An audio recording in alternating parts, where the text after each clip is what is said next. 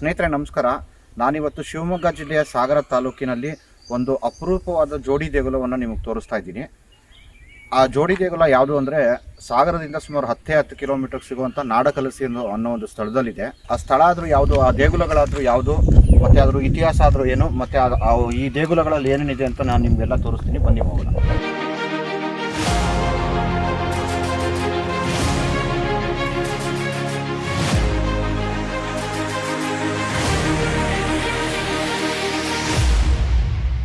ಸ್ನೇಹಿತರೆ, ನೀವಿಲ್ಲಿ ನೋಡ್ಬೋದು, ಇಲ್ಲಿ 2 ಜೋಡಿ ದೇಗುಲಗಳಿದೆ. ಸೊ ಆ ಜೋಡಿ ದೇಗುಲಗಳ ಬಗ್ಗೆ ಹೇಳೋದಕ್ಕಿಂತ ಮುಂಚೆ ಮೊದಲು ಈ ಸ್ಥಳದ ಒಂದು ಇತಿಹಾಸವನ್ನು ನಾನು ಹೇಳ್ತೀನಿ.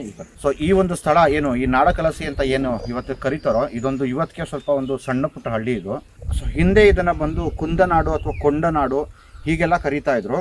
ಇದು ಹೊಯ್ಸಳರ ಸಾಮ್ರಾಜ್ಯದ ಅಧಿಪತ್ಯಕ್ಕೆ ಒಳಪಟ್ಟಂಥ ಒಂದು ಸ್ಥಳ. ಇನ್ನು ಈ 2 ಜೋಡಿ ದೇಗುಲಗಳು ಏನು ನೋಡ್ತಾ ಇದೆಯೋ, ಇದನ್ನು ಕೊಂಡನಾಡು ಅರಸರು ಕಟ್ಟಿರುವಂಥದ್ದು. ಇದು ಹೊಯ್ಸಳರ ಒಂದು ಕಾಲಮಾನಕ್ಕೆ ಸೇರಿದಂತಹ ದೇಗುಲ ಕೂಡ ಹೌದು. ಸೊ ಸಾಧಾರಣವಾಗಿ ಈ ಸಾಗರಕ್ಕೆ ಬಂದವರು ಜೋಗ್ ಫಾಲ್ಸ್ಗೆ ಹೋಗ್ತಾರೆ. ಇಕ್ಕೇರಿನಲ್ಲಿರೋ ಅಘೋರೇಶ್ವರ ದೇವಸ್ಥಾನ, ಕೆಳದಿನಲ್ಲಿರೋ ರಾಮೇಶ್ವರ ದೇವಸ್ಥಾನ ನೋಡ್ಕೊಂಡು ಹಾಗೆ ಹೊರಟೋಗ್ತಾರೆ. ಬಟ್ ಇದು ಸುಮಾರು 10 ಕಿಲೋಮೀಟರ್ ಇದೆ ಸಾಗರದಿಂದ ಸುಮಾರು 10 ಕಿಲೋಮೀಟರ್ ದೂರದಲ್ಲಿದೆ. ತುಂಬಾ ಒಂದು ಒಳ್ಳೆ ದೇಗುಲಗಳಿವೆ ಎರಡೂ ಕೂಡ. ಆದರೆ ಹೆಚ್ಚಿನ ಜನ ಯಾರು ಇಲ್ಲಿಗೆ ಬರೋದಿಲ್ಲ. ಹಾಗಾಗಿ ನಾನು ನಿಮಗೆ ಕೇಳ್ಕೊಳ್ಳೋದು ಅಷ್ಟೇ, ಇಂಥ ಸ್ಥಳವನ್ನು ದಯವಿಟ್ಟು ಬಂದು ನೋಡಿ. ಯಾಕೆಂದರೆ ಎಷ್ಟೋ ಜನಗಳಿಗೆ ಈ ಥರ ಒಂದು ಐತಿಹಾಸಿಕ ಸ್ಥಳಗಳನ್ನ ತೋರಿಸೋದಕ್ಕೆ ಆಗಲ್ಲ. ಯಾಕೆಂದರೆ ಅವ್ರಿಗೊಂದು ಇತಿಹಾಸವೇ ಇಲ್ಲ. ಕನ್ನಡಿಗರಿಗೊಂದು ಇಷ್ಟೊಂದು ಭವ್ಯವಾದ ಇತಿಹಾಸ ಇದ್ದರೂ ಕೂಡ ನಮ್ಮ ಜನರು ಅದನ್ನು ನೋಡೋದ್ರಲ್ಲಿ ಎಲ್ಲೋ ಒಂದು ಸ್ವಲ್ಪ ಹಿಂದೆ ಇದ್ದಾರೆ ಅಂತ ಅನಿಸುತ್ತೆ. ಹಾಗಾಗಿ ಇಂಥ ಯಾವುದೇ ಒಂದು ಐತಿಹಾಸಿಕ ಸ್ಥಳಗಳಿದ್ರೆ ಅದಕ್ಕೆ ದಯವಿಟ್ಟು ಭೇಟಿ ಮಾಡಿ ಅಂತ ಹೇಳ್ತೀನಿ. ಸ್ನೇಹಿತರೆ, ನೀವು ನನ್ನ ಹಿಂದೆ ನೋಡ್ಬೋದು, ನನ್ನ ಹಿಂದೆ ಇಲ್ಲಿ ಸಾಕಷ್ಟು ವೀರಗಲ್ಲುಗಳಿದೆ.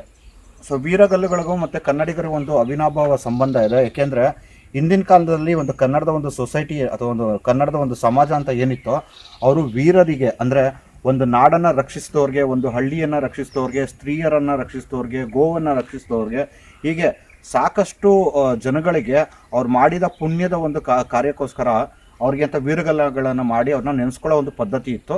ನನ್ನ ಹಿಂದೆ ಕಾಣಿಸ್ತಾ ಇರೋದು ಕೂಡ ಅದೇ ಥರ ವೀರಗಲ್ಲುಗಳು. ಇನ್ನು ನೀವಿಲ್ಲಿ ನೋಡ್ಬೋದು, ಈ ಒಂದು ಪ್ರಾಂಗಣದಲ್ಲಿರುವಂಥ 2 ದೇಗುಲಗಳಲ್ಲಿ ಸ್ವಲ್ಪ ಕಿರಿದಾದ ದೇಗುಲ ಇದು. ಇದನ್ನು ರಾಮೇಶ್ವರ ದೇಗುಲ ಅಂತ ಕರೀತಾರೆ. ಸೊ ಇನ್ನು ಈ ದೇಗುಲದ ವಿಶೇಷತೆ ಏನು ಅಂದರೆ, ನೀವು ಮೇಲೆ ನೋಡ್ಬೋದು, ಕದಂಬ ನಾಗರದ ಒಂದು ಶಿಖರವನ್ನು ಹೊಂದಿದೆ. ಇನ್ನು ಈ ದೇಗುಲದ ಮತ್ತೊಂದು ವೈಶಿಷ್ಟ್ಯತೆ ಏನಂದರೆ, ಇಲ್ಲಿ ಎರೋಟಿಕ್ ಸ್ಕಲ್ಪ್ಚರ್ ಅಥವಾ ಮಿಥುನ ಅಥವಾ ಮೈಥುನದ ಶಿಲ್ಪಗಳು ತುಂಬಾ ಇದೆ. ಅದನ್ನು ತೋರಿಸ್ತೀನಿ, ಬನ್ನಿ.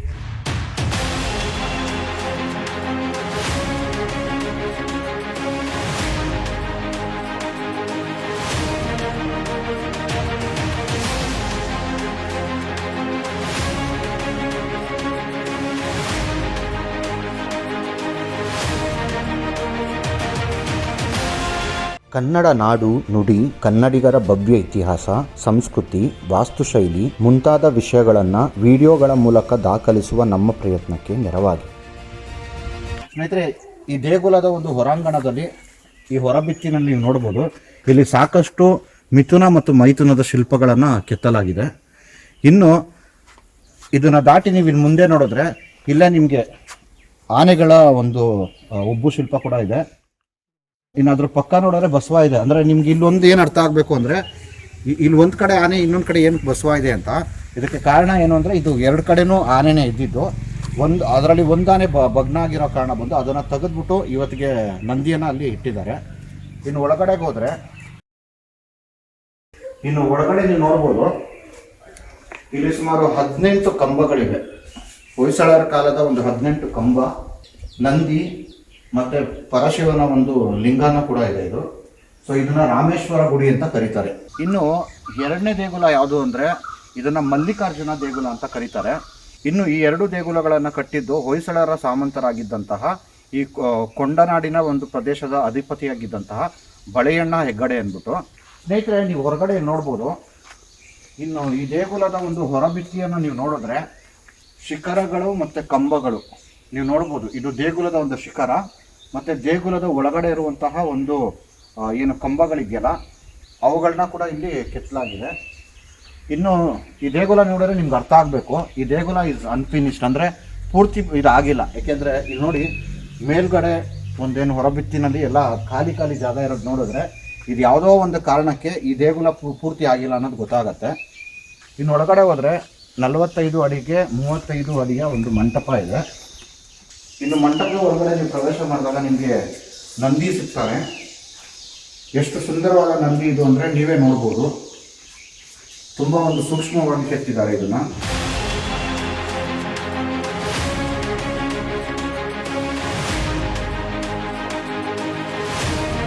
ಇನ್ನು ಹೊಯ್ಸಳ ಕಾಲದ ಕಂಬಗಳನ್ನು ಕೂಡ ನೀವು ನೋಡ್ಬೋದು. ತುಂಬ ಗಾತ್ರದ ತುಂಬ ಎತ್ತರವಾದ ಒಂದು ಕಂಬಗಳಿವೆಲ್ಲ.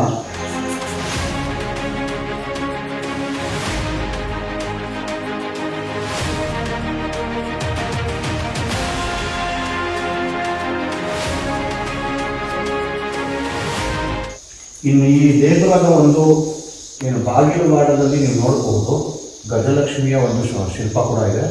ನೀವು ಅದ್ರ ಮೇಲೆ ನೋಡಿದ್ರೆ ಗಣೇಶ, ಬ್ರಹ್ಮ, ವಿಷ್ಣು ಹೀಗೆ ಸಾಕಷ್ಟು ಬೇರೆ ಬೇರೆ ಮೂರ್ತಿಗಳನ್ನು ಕೂಡ ಅಲ್ಲಿ ಕೆತ್ತಲಾಗಿದೆ.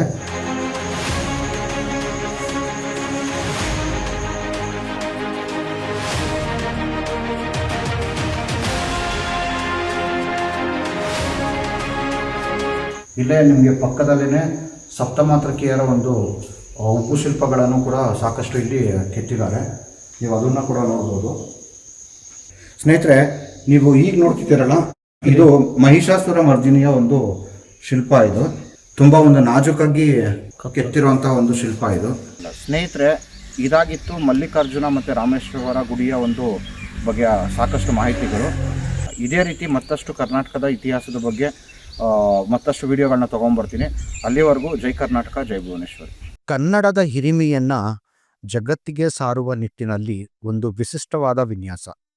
ಕನ್ನಡದ ಕ ಅನ್ನುವ ಅಕ್ಷರ ಅಶೋಕನ ಕಾಲದಲ್ಲಿ ಈಗಿನ ಪ್ಲಸ್ನಂತೆ ತೋರುತ್ತಿದ್ದು, ಮುಂದೆ ಸಾತವಾಹನರು, ಬನವಾಸಿಯ ಕದಂಬರು, ಬಾದಾಮಿಯ ಚಾಲುಕ್ಯರು, ಮಾನ್ಯಕೇಟದ ರಾಷ್ಟ್ರಕೂಟರು, ಕಲ್ಯಾಣದ ಚಾಲುಕ್ಯರು, ದೋರ ಸಮುದ್ರದ ಹೊಯ್ಸಳರು, ವಿಜಯನಗರದ ಕರ್ನಾಟರು, ಮೈಸೂರಿನ ಒಡೆಯರ್ಗಳವರೆಗೂ ಬೆಳೆದು ಬಂದ ಹಾದಿಯನ್ನು ಇಲ್ಲಿ ತೋರಲಾಗಿದೆ.